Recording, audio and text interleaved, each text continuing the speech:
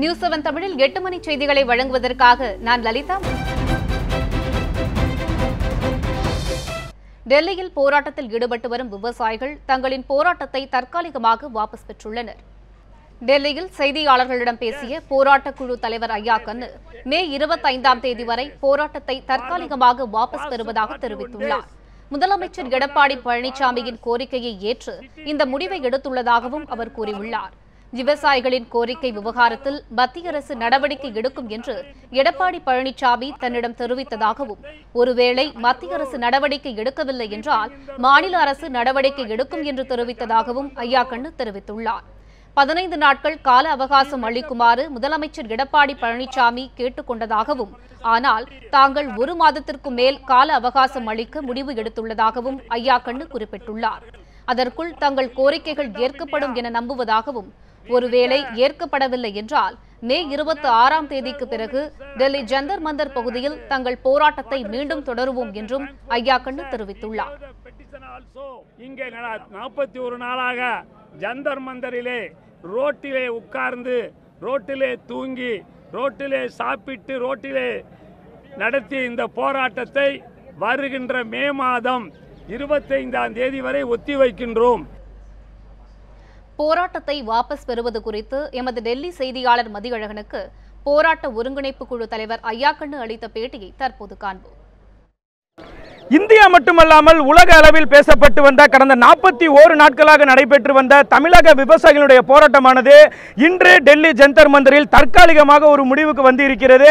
நீண்ட விவாதத்திற்கு பிறகு தமிழக முதலமைச்சர், தமிழக எதிர்க்கட்சி தலைவர், மத்திய அமைச்சர், மாநில அமைச்சர்கள் உள்ளிட்ட பல்வேறு தரப்பினரை இவர்கள் விவசாயிகள், குடியரசுத் தலைவர் முதல் கொண்டு அனைவரையும் பார்த்தாலும் போராட்டத்தை முடிக்காமல் தொடர்ந்து நடைபெற்று வந்தது. இந்த நிலையில் இன்று விவசாயிகள் போராட்டத்தை தற்காலிகமாக முடித்துக் கொள்வதாக அறிவித்திருக்கிறார்கள். இந்த நிலையில் தற்பொழுது நம்மிடம் ஐயா கண்ணு அவர்கள் இணைந்திருக்கிறார். அவரிடமே சில கேள்விகளை முன்வைக்கலாம். ஐயா, இன்னைக்கு நீங்க இந்த போராட்டத்தை தற்காலிகமாக முடித்து வைத்திருக்கீங்க. இதற்கு என்ன காரணம்? எப்பொழுது வரை இந்த போராட்டம் தற்காலிகமாக முடித்து வைக்கப்பட்டிருக்கிறது?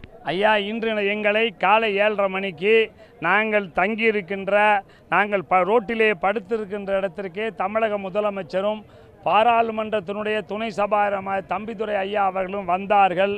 உங்களுடைய கடன் தள்ளுபடி வருவதற்கு நடவடிக்கை எடுக்கின்றேன், பிரதமரை பேசுகின்றேன், பிரதமர் செய்யவில்லை என்றார்கள். தமிழக அரசு உரிய நடவடிக்கை எடுக்கும் என்று உறுதிமொழி அளித்தார்கள். தமிழக விவசாயிகளுடைய 60 அடைந்த விவசாயிகளுக்கெல்லாம் ஓய்வூதியம் தருவதற்கு நடவடிக்கை எடுக்க என்று கூறினார்கள். இந்த எல்லா கோரிக்கையை ஏற்றுத்தான் நாங்கள் இப்பொழுது எங்கள் எல்லா கோரிக்கையை நிறைவேற்றுவது கூறினால்தான்.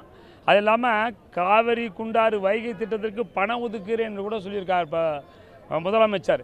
இதெல்லாம் ஏற்றுக்கொண்டு தான் இன்று நாங்கள் இந்த போராட்டத்தை தற்காலிகமாக நிறுத்தி வைத்திருக்கின்றோம்.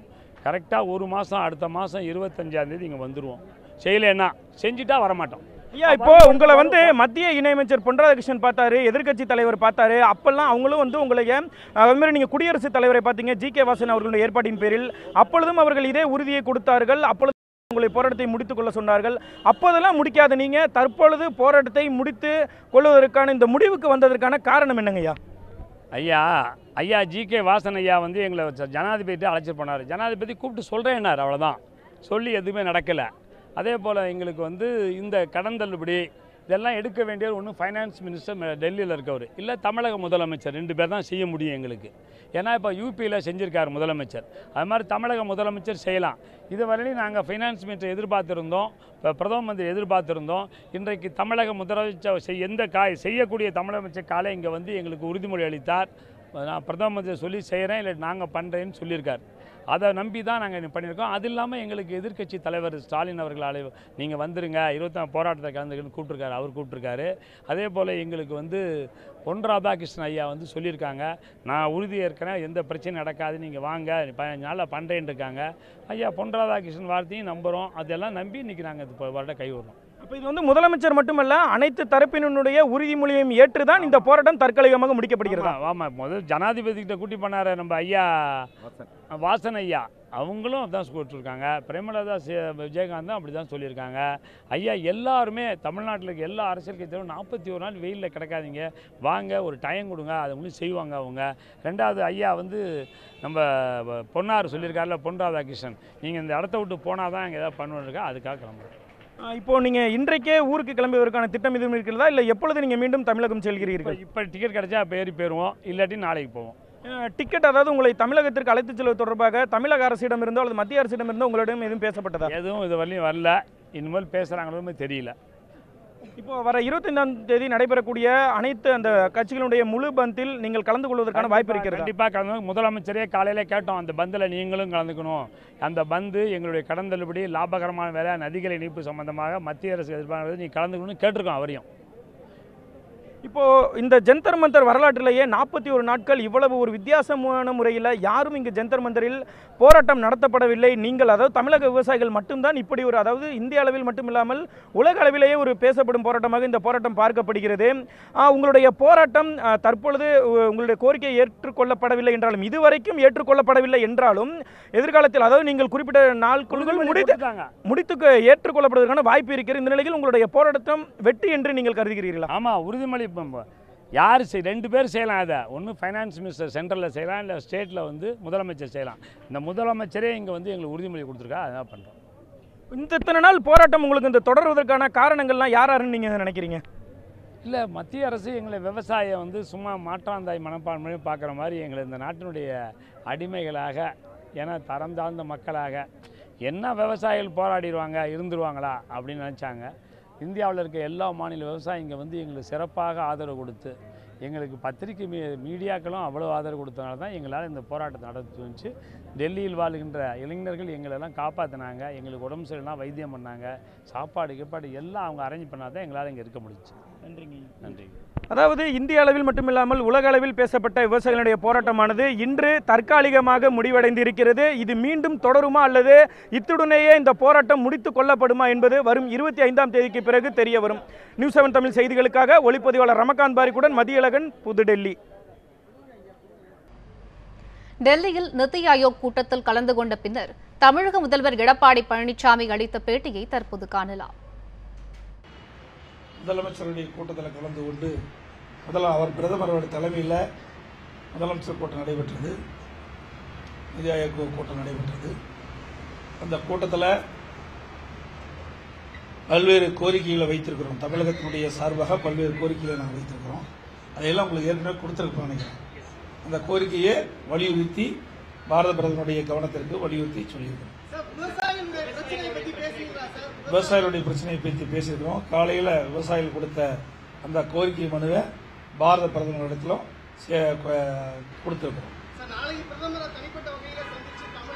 அதெல்லாம் இல்லை, நாங்கள் இன்றைக்கு இரவே சொல்லுகிறேன்.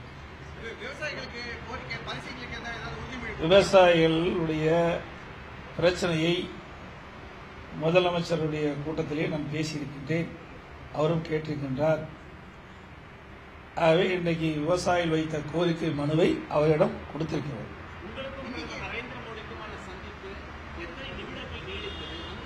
சந்திப்பில் அல்ல, அவர் நான் கூட்டத்தில் கலந்துக்கிட்டோம், பேசணும். நீட் தேர்வை பற்றி பேசியிருக்கிறோம்.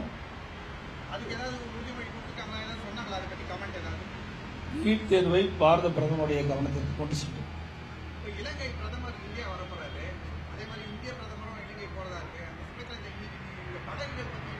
ஆமா, நம்முடைய தமிழக மீனவர்களுடைய படகுகள் 133 படகுகள் இலங்கையில் இருக்கின்றன. அந்த படகுகள்லாம் மீட்டு தர வேண்டும் என்று பாரத பிரதமருடைய கவனத்திற்கு கொண்டு சென்றோம். காலையில் அவரிடத்திலே தெளிவாக சொன்னேன், பத்திரிகையாளரும் சந்தித்து சொன்னேன். அவள் கொடுக்கக்கூடிய கோரிக்கை மனு நானும் கடிதம் அடித்து இரண்டையும் இணைத்து பாரத பிரதமரிடம் கொடுத்திருக்கின்றோம். விவசாயிகளுக்கு ஆதரவு தெரிவித்து வரும் 25ஆம் தேதி நடைபெறவுள்ள வேலைநிறுத்த போராட்டத்திற்கு ஆதரவு அளிப்பதாக தமிழக வாழ்வுரிமை கட்சித் தலைவர் வேல்முருகன் தெரிவித்துள்ளார்.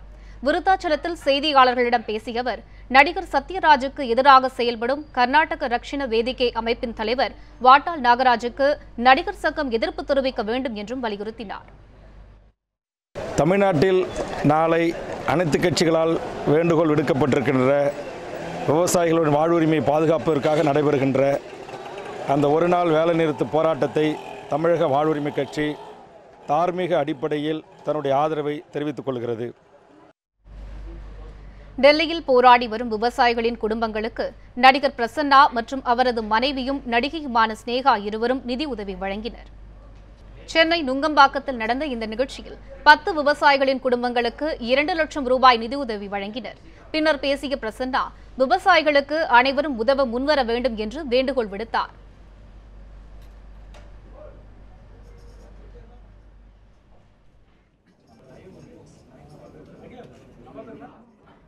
ஒரு 10 விவசாயிகளை எங்களால் முடிஞ்ச ஒரு சின்ன தொகையை கொடுத்து ஹெல்ப் பண்ணணும்னு டிசைட் பண்ணி அன்றைக்கே ஒரு 2 லட்சம் ரூபாய் உதவி பண்ணுறோன்னு சொல்லியிருந்தோம். கிட்டத்தட்ட 40 நாளுக்கு மேலே டெல்லியில் நம்ம விவசாயிகள் போராடிட்டு இருக்காங்க. அவங்களோட போராட்டங்கள்லாம் பார்த்தா ரொம்ப வேதனையாக இருக்குது. இதுக்கு பின்னாடி இருக்கிற அரசியல் அதெல்லாம் நமக்கு புரியாது, புரிஞ்சுக்கவும் விரும்பலை. நம்ம கண்ணுக்கு நேராக பார்க்குறோம். நம்ம இன்றைக்கி உட்காந்து 3 வேளை சாப்பிட்றோன்னா அதுக்கு எங்கேயோ ஒரு விவசாயி கஷ்டப்பட்டதுனால தாங்கிறது நம்ம எல்லாருக்கும் தெரியும். பெரிய உதவியாக பண்ண முடியலன்னா கூட ஒரு 10 பேருக்கு சின்னதாக ஒரு உதவி பண்ண முடிஞ்சதுன்னா நல்லாயிருக்கும்னு நினச்சி தான் இதை பண்ணோம். இது மாதிரி இன்னும் நிறைய பேர் உங்களால் முடிஞ்ச உதவிகளை இந்த மாதிரி விவசாயிகளுக்கு பண்ணணுங்கிறத நான் கேட்டுக்கிறேன். இதைத் தொடர்ந்து பேசிய ஸ்னேகா பெரிய நடிகர்கள் விவசாயிகளுக்கு அதிக உதவிகளை செய்ய வேண்டும் என்று கேட்டுக்கொண்டார். என்னை பொறுத்தவரையும் என்னென்னா, மற்றவங்க உதவி பண்ணுறதுக்காக முடிவு எடுக்கிறதுக்காக வெயிட் பண்ண வேண்டாம். நம்மளால் முடிஞ்ச உதவியை பண்ணணும்னு தான் நான் ஆசைப்பட்டேன். இப்போ கூட இது வந்து பப்ளிசிட்டிக்காக கிடையாது. ப்ளீஸ் அதை வந்து நோட் பண்ணிங்க. Because most of the thing இது பப்ளிசிட்டி ஸ்டண்ட்னு யோசிப்பாங்க. நாங்கள் இது வந்து இவ்வளோ ப்ரெஸ் ஆளுங்களை கூப்பிட்டு சொல்கிறதுக்கு முக்கியமான காரணம் எங்களை மாதிரி நிறைய பேர் முன் வந்து இவங்களுக்கு ஹெல்ப் பண்ணணும்னு தான் நாங்கள் ஆசைப்படுறோம். நிஜமாவே அவங்க ரொம்ப கஷ்டப்பட்டுட்டு இருக்கிறத வந்து பார்க்க முடியல என்னால். ஏன்னா நம்ம வீட்டில் உட்காந்து நிம்மதியாக சாப்பிட்டுட்ருக்கோம் இன்றைக்கி. ஆனால் அவங்களால வந்து நிம்மதியாக இருக்க முடியல. அது வந்து ஒரு எவ்வளோ கொடுமையான ஒரு விஷயம் யோசிச்சு பாருங்கள். இப்போ இது நம்ம ஃப்யூச்சர் கூட விடுங்க. எனக்கு என்னென்னா, இன்னும் வர ஃப்யூச்சர் நம்மளோட குழந்தைங்க, அவங்களோட குழந்தைங்களுக்கு என்ன ஆக போகுது, அவங்களோட நிலைமை என்ன நினைக்கும் போது இன்னும் பயமாக இருக்குது. ஸோ அதனால் இன்றைக்கி நம்மளால் என்ன ஸ்டெப் எடுக்க முடியும்னு முடிவெடுத்து நாங்கள் இந்த முடிவு எடுத்திருக்கோம். உங்களால் முடிஞ்ச நீங்கள் பண்ணணும்னு ஆசைப்படுறோம். இத்துடன் இந்த செய்தி அறிக்கை நிறைவடைகின்றது. மேலும் பல செய்திகளுக்கு இணைந்திருங்கள் நியூஸ் 7 தமிழுடன்.